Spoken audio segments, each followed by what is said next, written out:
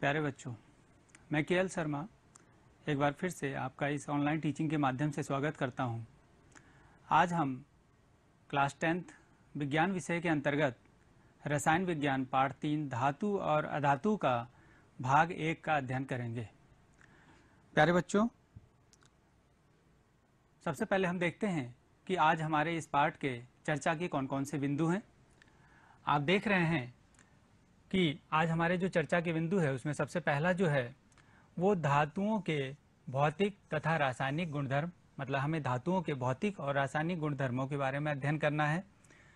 उसके साथ साथ अधातुओं के भौतिक गुणधर्मों के बारे में हम जानेंगे कि अधातुओं के कौन कौन से भौतिक गुणधर्म होते हैं।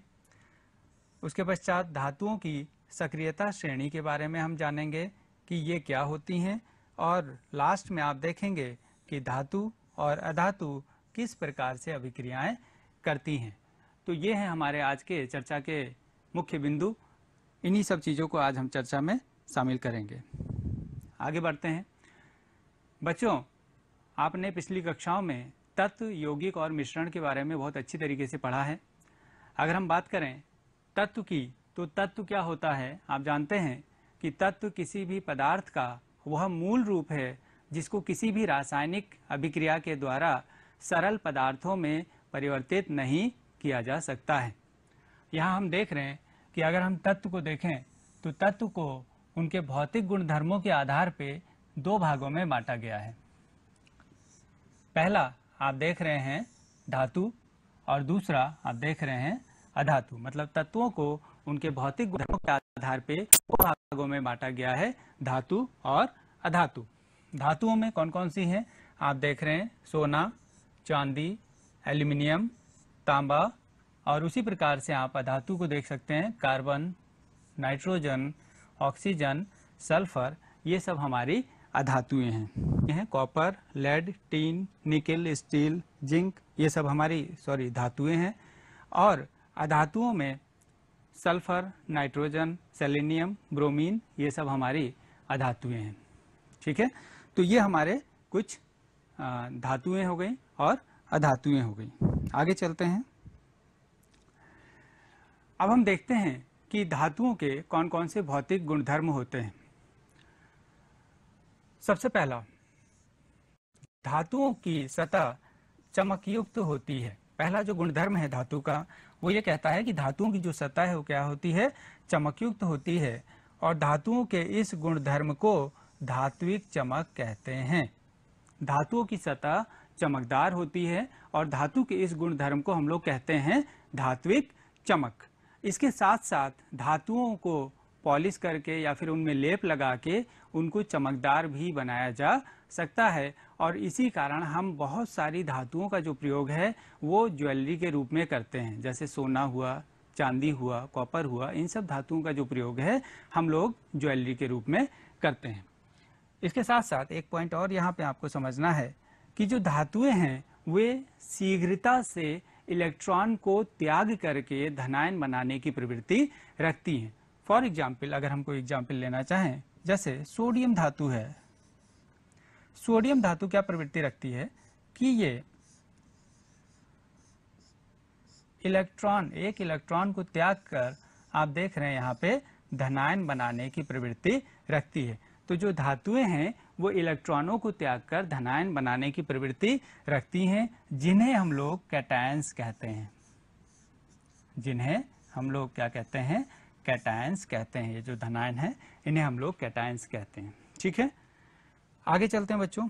दूसरा जो पॉइंट है वो कहता है कि धातुएं विद्युत की सुचालक होती हैं। सुचालक क्या होता है?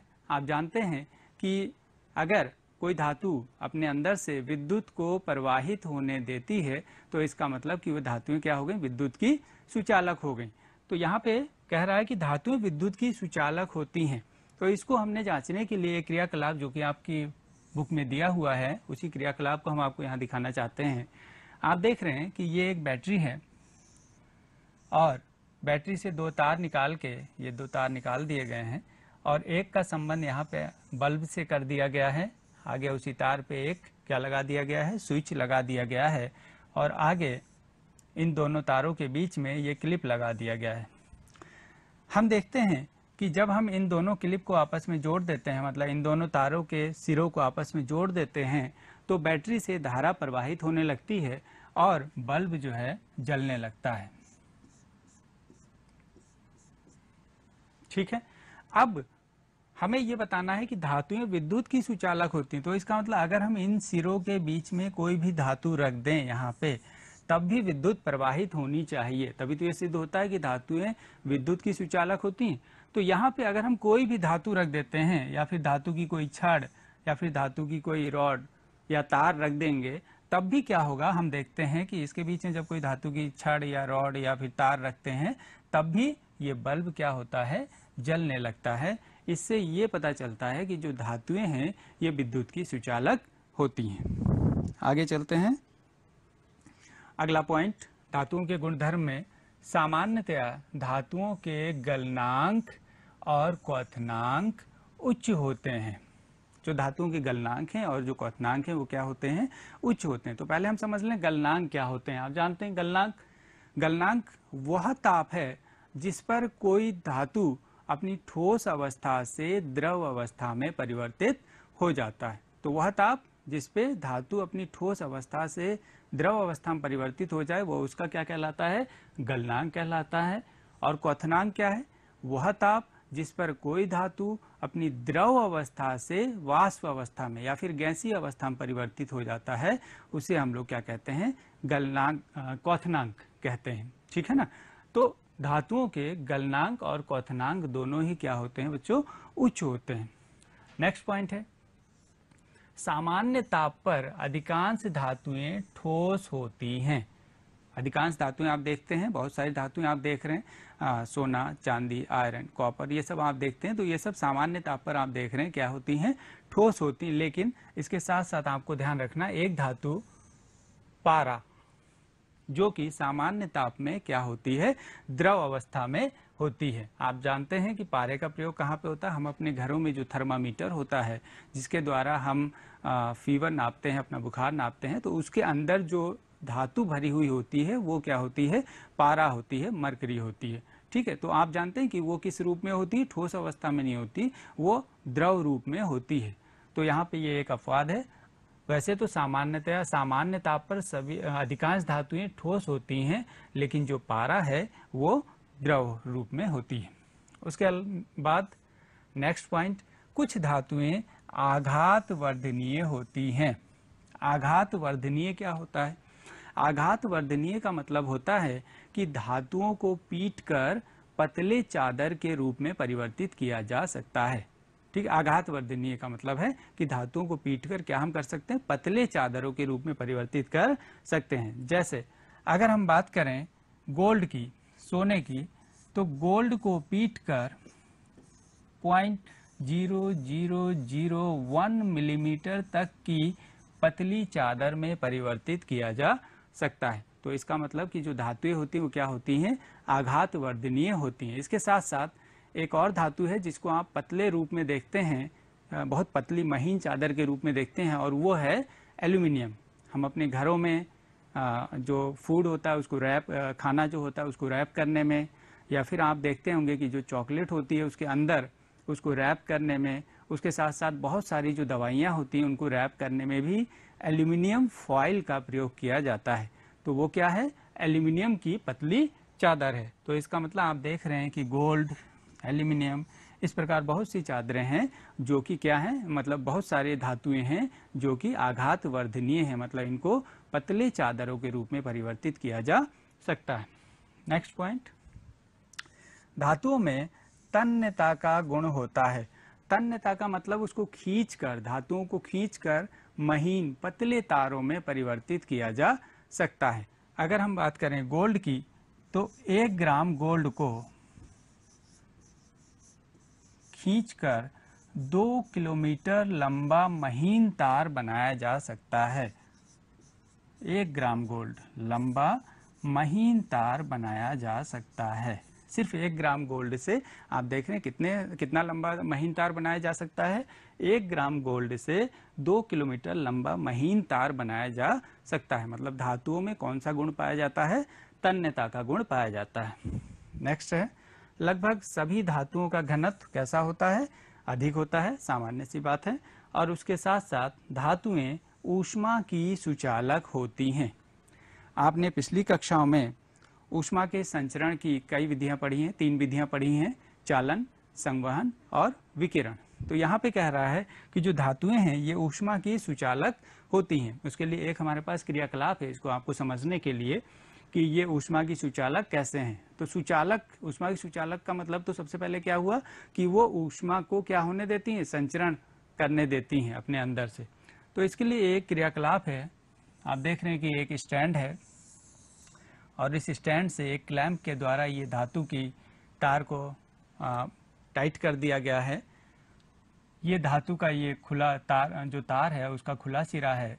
यहाँ पे हमने कुछ मोम लगा दिया है और मोम लगा के, आप देख रहे हैं मोम लगा दिया है और यहाँ पे क्या कर दिया गया है, कुछ पिने जो है उस मोम में लगा दी गई हैं, चिपका दी गई हैं। अब जब हम इस बर्नर की सहायता से इस धातु का जो तार है या फिर ये छड़ है, रॉड है, उसके जब हम इस सिरे को गर्म करते हैं तो हम देखते हैं कि थोड़ी देर के बाद ये जो ऊष्मा है धीरे धीरे धीरे करके ये धातु के इस छड़ तक, इस किनारे तक पहुंच जाती है। और क्या होता है, लास्ट में यहाँ पे ये जो मोम लगा हुआ है ये पिघलने लगता है और ये जो पिन है ये नीचे गिर जाती हैं और पूरा जो छड़ है धातु की वो गर्म होने लगती है।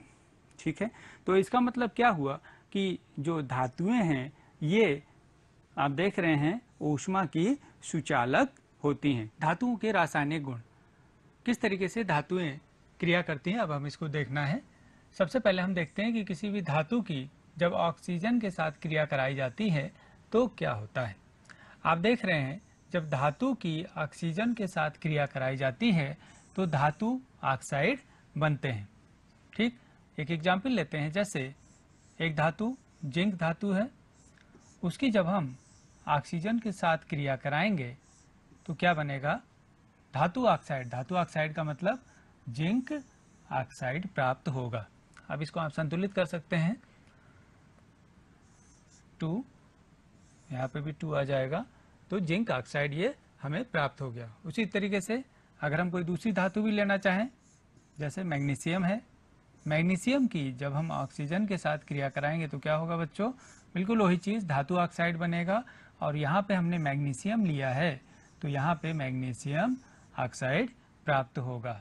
इसको भी संतुलित कर लेते हैं। यहाँ पे 2, यहाँ पे भी आप 2 लगाएंगे तो आप देख रहे हैं जिंक ऑक्साइड ये भी हो गया संतुलित, और इधर भी आपने देखा मैग्नीशियम ऑक्साइड है, 2 लगाया और ये इस तरीके से ये संतुलित हो गया। ठीक है, तो धातु की जब ऑक्सीजन के साथ क्रिया कराई जाती है तो क्या बनता है? धातु ऑक्साइड बनता है। नेक्स्ट पॉइंट है जल के साथ क्रिया। किसी भी धातु की जब जल के साथ क्रिया कराई जाती है तो आप देख रहे हैं धातु प्लस जल, इट गिव्स क्या हो रहा है? धातु ऑक्साइड बन रहा है और उसके साथ साथ हाइड्रोजन गैस हमें प्राप्त हो रही है। तो एक एग्जाम्पल लें, जैसे धातु की जल के साथ क्रिया कराएं तो हम एक एग्जाम्पल ले सकते हैं, क्या? जिंक ले लें फिर से, और जल के साथ इसकी हम क्रिया कराते हैं। तो जिंक की जब जल के साथ जब क्रिया कराएंगे तो आप देखिए क्या बनेगा? धातु ऑक्साइड मतलब जिंक ऑक्साइड बनेगा और इसके साथ साथ हाइड्रोजन गैस हमें प्राप्त होगी। तो आप देख रहे हैं ये संतुलित है, हाइड्रोजन H2 जिंक ऑक्साइड। ठीक है, बिल्कुल सही।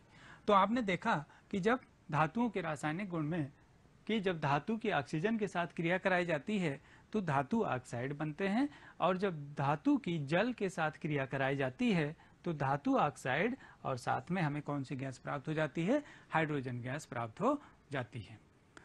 नेक्स्ट पॉइंट है आपका अम्लों के साथ क्रिया। जब धातु की अम्ल के साथ क्रिया कराई जाती है तो देखिए क्या होता है? धातु प्लस तनु अम्ल, तो क्या बनता है? लवण बनता है और साथ में हाइड्रोजन गैस निकलती है। धातु ले लें, सोडियम धातु मान लिया, ले लिया, और तनु अम्ल मान लिया HCl, तो क्या बनेगा? आप देख रहे हैं NaCl यहाँ से बन जाएगा, लवण बनेगा और साथ में हाइड्रोजन गैस प्राप्त होगी। इसको संतुलित किया जाए तो आप देख रहे हैं अगर हम यहाँ 2 लगा दें तो H2 हो गया, 2 NaCl, 2 ये हो गया, 2 हाइड्रोजन के 2, क्लोरीन 2, सोडियम 2। ठीक, तो इस तरीके से आप देख रहे हैं यहाँ पे कि जब हम किसी धातु की तनु अम्ल के साथ क्रिया कराते हैं तो लवण बनता है और साथ में हाइड्रोजन गैस प्राप्त होती है। तो ये हो गए कुछ रासायनिक गुण। इसके साथ साथ एक और लास्ट पॉइंट आपका, अन्य धातु लवणों के विलयन के साथ धातुओं की अभिक्रिया। जब किसी अन्य धातु लवण के विलयन के साथ धातु की अभिक्रिया करते हैं तो क्या होता है, इसको देखना है। इसके लिए यहाँ पे एक छोटा सा क्रियाकलाप है। आप देख रहे हैं कि ये दो परख नलियाँ हैं। इन दोनों परख नलियों में से ये जो ए वाली परख नली है, ये बी परख नली बी मान लिया। इसमें आप देख रहे हैं कि यहाँ तक क्या किया गया है, कॉपर सल्फेट का विलयन रखा गया है। मतलब यहाँ तक कॉपर सल्फेट का ये विलयन भरा गया है और उसके बाद एक धागे से बांधकर ये लोहे की कील को यहाँ लटका दिया गया। ये देख रहे हैं आप, लोहे की कील को कॉपर सल्फेट के विलयन में लटका दिया गया। मतलब लोहा Fe और कॉपर सल्फेट के विलयन में CuSO4, कॉपर सल्फेट के विलयन में इसको लटका दिया गया है। दूसरी जो हमारी परख नली है बी, उस परख नली में आप देख रहे हैं क्या है, आयरन सल्फेट का विलयन है। मतलब आयरन सल्फेट FeSO4 और तांबे का तार यहाँ पे लटकाया गया है। ये देख रहे हैं आप, तागे की सहायता से ये तांबे का तार यहाँ पे लटका दिया गया है। अब अगर हम यहाँ पे देखें तो आप जानते हैं कि जो आयरन है वो कॉपर से अधिक सक्रिय धातु है।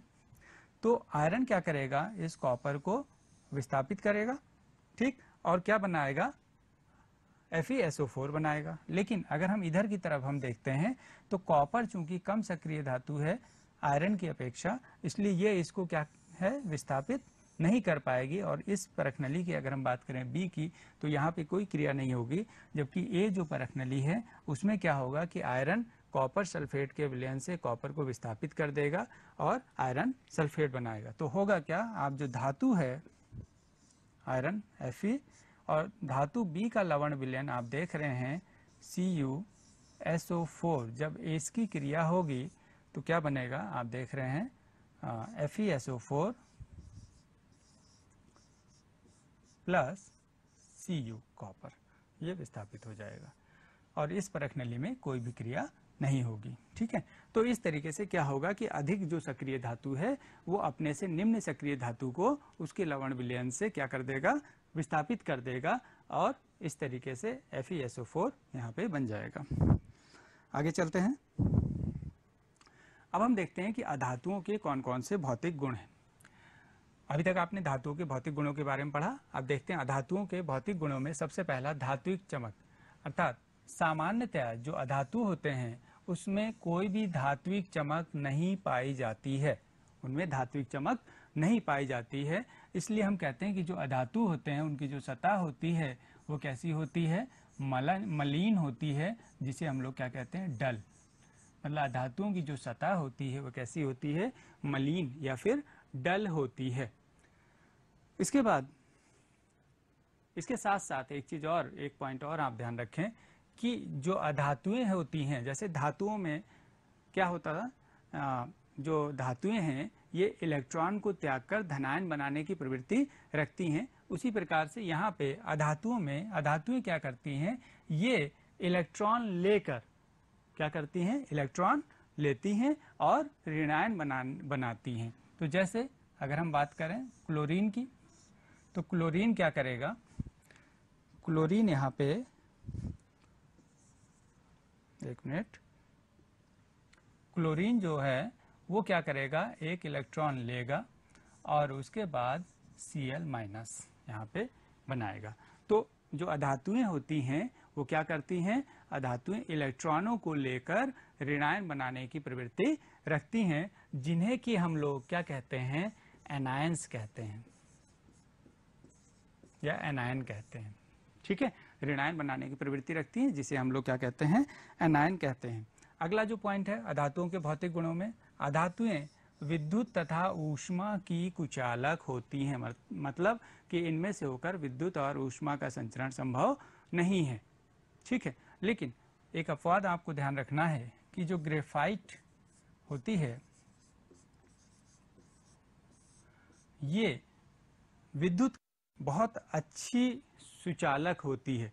ग्रेफाइट क्या है, अधातु है, लेकिन ये विद्युत की बहुत अच्छी सुचालक होती है। इसलिए आप देखते होंगे कि अपने हम लोग की जो लेबोरेटरी होती है इसमें ग्रेफाइट का जो है वो आप लोग ग्रेफाइट का रॉड का जो प्रयोग है वो इलेक्ट्रोड के रूप में करते हैं। तो इसको क्या करते हैं, इलेक्ट्रोड के रूप में आप ग्रेफाइट की रॉड का प्रयोग किया जाता है, इलेक्ट्रोड के रूप में। ठीक है, तो ये हो गई आपकी अधातुएं। विद्युत तथा ऊष्मा की वैसे तो कुचालक होती हैं, लेकिन इसमें से एक धातु आपने देखी ग्रेफाइट, जो कि विद्युत की क्या होती, बहुत अच्छी सुचालक होती है, और इसीलिए इसका जो प्रयोग है वो हम अपनी लेबोरेटरी में इलेक्ट्रोड के रूप में करते हैं। उसके बाद भंगुरता, मतलब अधातुओं को अगर हम पीटें तो वो टुकड़े टुकड़ों में टूट जाती है। ठीक, तो ये जो गुण है वो इनका क्या कहलाता है, भंगुरता का गुण कहलाता है। अतन्यता, मतलब अधातुओं को खींचकर क्या है, पतले महीन तारों में परिवर्तित नहीं किया जा सकता है। अतन्यता का इनमें गुण पाया जाता है। कठोरता, अधातुएं जो होती हैं वो धातुओं की अपेक्षा कम कठोर होती हैं। नेक्स्ट है गलनांक तथा क्वथनांक। जैसे हमने देखा था धातुओं में कि धातुओं के गलनांक और क्वथनांक उच्च होते हैं। ठीक, लेकिन यहाँ पे अधातुओं की बात करें तो अधातुओं के गलनांक और क्वथनांक दोनों ही क्या होते हैं, धातुओं की अपेक्षा कम होते हैं, मतलब निम्न होते हैं। और घनत्व, इनका जो घनत्व है वो भी धातुओं की अपेक्षा कम होता है। तो ये थे अधातुओं के आपके भौतिक गुण। नेक्स्ट है धातुओं की सक्रियता श्रेणी। ये जो हमारे धातु होते हैं इनकी सक्रियता श्रेणी को अब हमें देखना है। तो धातुओं की सक्रियता श्रेणी देखिए क्या होता है। धातुओं की सक्रियता श्रेणी वह सूची या श्रेणी है जिसमें धातुओं को क्रियाशीलता के अवरोही क्रम में व्यवस्थित किया जाता है। तो ये जो हमारी सक्रियता श्रेणी है वह श्रेणी है जिसमें धातुओं को उनकी क्रियाशीलता के अवरोही मतलब घटते हुए क्रम में व्यवस्थित किया जाता है। तो इसका मतलब क्या हुआ कि जो सबसे ऊपर लिखी हुई जो धातु है आप देख रहे हैं पोटेशियम, इसका संकेत है के, ये सबसे अधिक क्रियाशील धातु है। और उससे जैसे जैसे हम नीचे की तरफ जाते हैं इन धातुओं की क्रियाशीलता क्या होती जाती है, घटती जाती है। मतलब सोडियम क्या है, पोटेशियम से कम क्रियाशील है। कैल्शियम क्या है, सोडियम और पोटेशियम दोनों से कम क्रियाशील है। जैसे जैसे हम नीचे चलते जाएंगे आप देख रहे हैं मैग्नीशियम, एल्यूमिनियम, जिंक, आयरन, ये सब क्या है, अपने से ऊपर वाली जो धातुएं हैं उससे कम क्रियाशील हैं। तो ये हमारी जो कहलाती, ये हमारी धातुओं की सक्रियता श्रेणी कहलाती है। ऊपर की ये जो धातुएं हैं ये सब हमारी क्या हैं, सबसे अधिक अभिक्रियाशील धातुएं हैं। बीच की कुछ धातुएं हैं ये हमारी क्या हैं, कुछ कम क्रियाशील धातु हैं, मतलब उनकी अभिक्रियाशीलता धीरे धीरे बीच सबसे ऊपर ज़्यादा, फिर बीच में कम, फिर सबसे नीचे आप देख रहे हैं सबसे कम अभिक्रियाशील धातुएं होती हैं। तो ये जो सीरीज है, ये जो श्रेणी है, ये धातुओं की सक्रियता श्रेणी कहा जाता है, जिसमें कि धातुओं को उनकी सक्रियता के आधार पे क्या किया गया है, घटते क्रम में व्यवस्थित किया गया है। धातु तथा अधातु किस प्रकार से क्रिया करते हैं। तो धातु तथा अधातु की अभिक्रिया देखनी कि किस तरीके से ये अभिक्रिया करते हैं।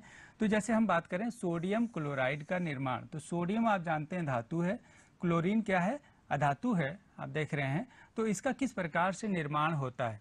तो बच्चों आप पिछली कक्षाओं में जो तत्वों के इलेक्ट्रॉनिक विन्यास की और उसमें जो है किस तरीके से कोषों में इलेक्ट्रॉनों का वितरण होता है तो वो सब आप पढ़ चुके हैं। आप देख रहे हैं NaCl का निर्माण किस तरीके से होता है। तो आप देखिए सोडियम, अगर हम सोडियम की बात करें परमाणु क्रमांक उसका 11 है और आप देख रहे हैं बाह्यतम कोष में कितने इलेक्ट्रॉन हैं, 1, मतलब 2, 8, 1। उसी तरीके से अगर हम क्लोरीन की बात करें तो क्लोरीन का आप देखते हैं परमाणु क्रमांक इसका कितना है, 17 है, और इसके इलेक्ट्रॉनों का वितरण बात करें तो 2, 8, 7, मतलब इसके बाह्यतम कोष में 7 इलेक्ट्रॉन है। तो अगर हम Na की बात करें तो इसके पास 1 इलेक्ट्रॉन है बाह्यतम कोष में, और क्लोरीन के पास 7 इलेक्ट्रॉन है। इसको हम ऐसे दिखाते हैं 5, 6, 7। तो यहाँ पे होगा क्या, ये जो 1 इलेक्ट्रॉन है ये इधर क्लोरीन को दे देगा, मतलब इलेक्ट्रॉन ये त्यागेगा, सोडियम जो इलेक्ट्रॉन त्यागेगा और यहाँ पे क्या बनाएगा Na+, और जो क्लोरीन है क्या हो जाएगी, 1 इलेक्ट्रॉन लेगी 5 6 7, एक इलेक्ट्रॉन ये इसने लिया और ये Cl माइनस ये इसने बनाया और इस प्रकार से ये हमारा क्या बन गया, NaCl का निर्माण हो गया। ठीक है, उसी प्रकार से आप देखते हैं मैग्नीशियम क्लोराइड MgCl2 का निर्माण को आप देखें। मैग्नीशियम की अगर हम बात करें तो आप देखिए मैग्नीशियम के बाह्यतम कोश में कितने इलेक्ट्रॉन हैं, 2 इलेक्ट्रॉन हैं, मतलब 2 8 2। और क्लोरीन तो आप यहाँ देख ही चुके हैं, उसके बाह्यतम कोश में कितने इलेक्ट्रॉन हैं, 7 इलेक्ट्रॉन हैं। तो इसको हम देखते हैं किस तरीके से क्रिया करती है। मैग्नीशियम के बाह्यतम कोश में 2 इलेक्ट्रॉन, क्लोरीन के बाह्यतम कोश में 7 इलेक्ट्रॉन, 6 7,